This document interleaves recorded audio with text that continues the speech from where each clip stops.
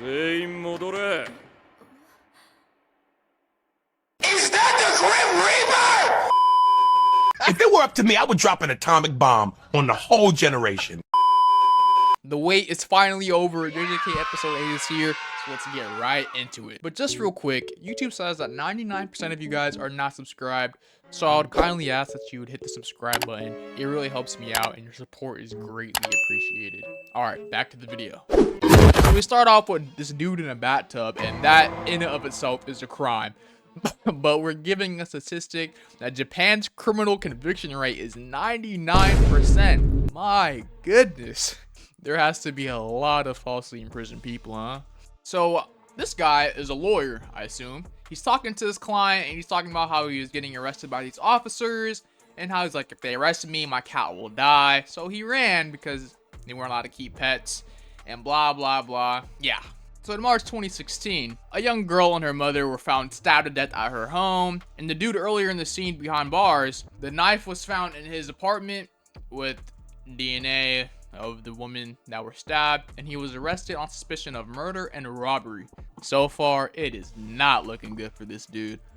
So the dude kept on denying that he did the murder, and the knife was his, and that he just found it. This nice scene right here with this fan. Okay. You know what I'm saying? You got Higuruma's assistant spinning in her chair. Okay. The dude is a living worker at this NPO.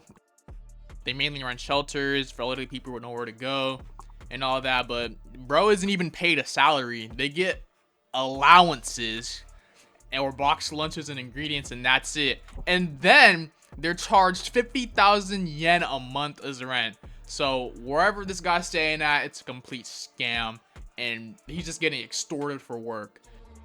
And according to this dude, the reason why he didn't turn in the knife, because he planned to turn it in, is that where he lives, they aren't allowed to call patrol cars or ambulances. So it's some very shady stuff going on at where he's staying at. So this dude Higuruma can smell something fishy going on here with this case, and that this guy was probably set up and he wants to prove his innocence. And then again, we get this nice rotoscope of Higuruma walking and his assistant spinning her chair. Like, Mappa's going a little crazy with the rotoscope. I like it. It's nice. So then, skipping to the case, the ruling was the defendant was found not guilty, and Higuruma's assistant was surprised that they actually won the case. But Higuruma was like, it's not over. They still have the appeal, but for now, they have this nice win. So it turns out the stolen items were not found in his apartment, and someone else was missing at the time. And apparently, bro was found at a camera at the certain shop at the time of the crime. So he was found not guilty. And bro goes to thank Higuruma and call him sensei. And Higuruma's like, hey man, don't thank me. Case not over yet. You know, there's still an appeal.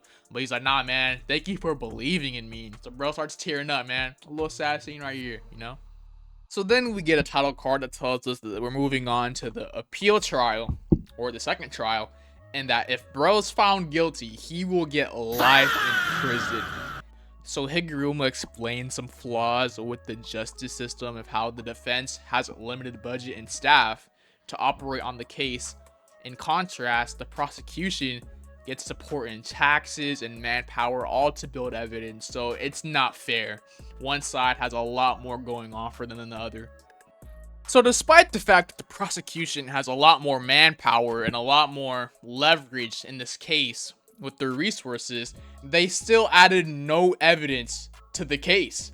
And they ruled that it wasn't necessary to investigate this missing person that's involved in this case.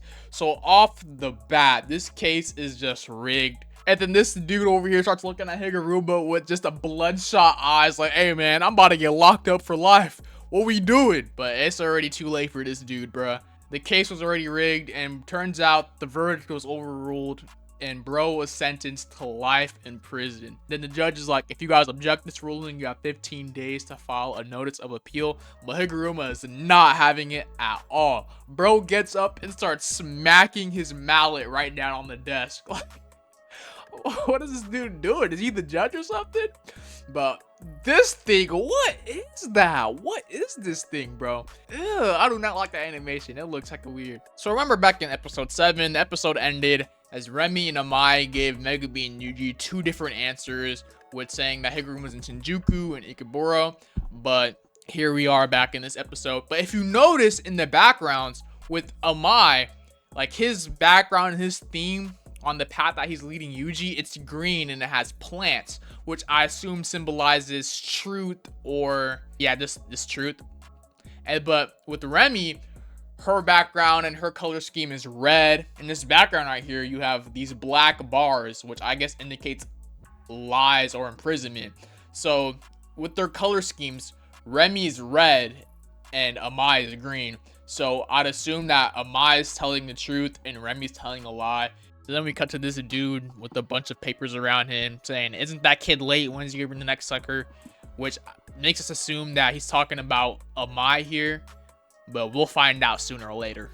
And then we have this little scene right here. Well, Amai is watching this dude get beat up, and then he's like talking about how to get by in life. It's just, you know, be compliant, take the path of least resistance, you know, and all that. Then Yuji pulls up, and he represents the path of truth and justice, I guess, because he pulls up, and instead of being compliant and taking the path of least resistance like Amai, he intervenes and he stops all these bullies from bullying this guy. And that's how Amai and Yuji met. So we cut back to Megumi being led by Remy to Higuruma, but she's taking a path to Shinjuku by going through Ikeburo, and Megumi's like, "Don't do that, you're gonna run into more players." But she's like, she has 2 reasons to refuse, which is her base is nearby and that the route is easy to follow. So already she's already making some lame excuses. It's pretty fishy, and seems like she's leading him into a trap because she uses the excuse of taking a shower. Like, she needs to take a shower. Like, what? In that death game, you gotta take a shower? Oh. But then we cut back to Amai and Yuji, and if you remember what I said earlier, these themes represent like the truth. You know, again, Amai's theme is all green, and everything here is green, the buildings, the landscape. But then cut back to Remy, everything is red, and the path she's leading, Megumi on, is all red, representing that she's the deceiver and Amai's the guy telling the truth. And again, we cut back to Megumi, and this is not Higuruma, it's some dude in a bunch of paper clothes or whatever. And Megumi hits this girl with a devious look. Bro's gonna put his hands on her again. So Megumi realizes he got set up, and he pulls out the K9 immediately. But then bro's like, "Hey bro, I want no problems." And he's like, "I'd rather recruit you, you seem pretty strong," whatever. Then we cut back to Yuji, and we have this dude Higuruma sitting in the bathtub with a full suit on. This guy is not okay. Somebody check his hard drives. So to summarize their interaction, Higuruma has 100 points, and Yuji is trying to recruit him to use his points to add a rule to stop people from killing each other. But for some reason, Higuruma is not willing to comply because he views the culling games as a good thing. Like, this dude is a lawyer, and he views a death game as a good thing for Japan and the people that are involved. Like, well, I don't know, man. I'm telling you, people got subpar IQ. Like, everyone besides the cast, the main cast, has a subpar IQ, man. Hey, for the sake of the plot, right? Yuji ends up fighting him because he's not being compliant. Back to Megumi, he ends up realizing he's set up, but bro doesn't want no beef because he realized he's a 10 Shadows user. So the guy recruiting Megumi explains that Kenjaku's real intentions is that after the strong people are left from the killing games and everyone's wiped out, all the weak people, he's just gonna drop a bomb and just nuke everyone. And that's the end of the episode. Stop on your right foot, don't forget it!